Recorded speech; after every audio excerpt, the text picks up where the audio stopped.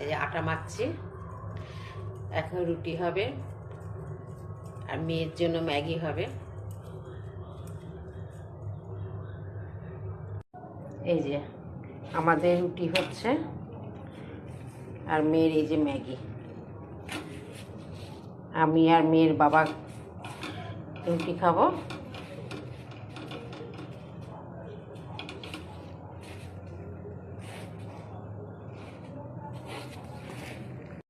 আমার রাত্রে রুটি করা শেষ। তোমরা রাত্রে কে কী খাবে কমেন্টসে জানিও। আর মেয়ের এই যে ম্যাগি স্যুপ মেয়ে রেডি, ডিনার তৈরি। এটা হচ্ছে আমার বরের রুটি, পালং শাক আর আলু ফুলকপির তরকারি।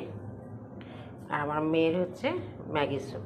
গুড নাইট বন্ধুরা, শুভরাত্রি।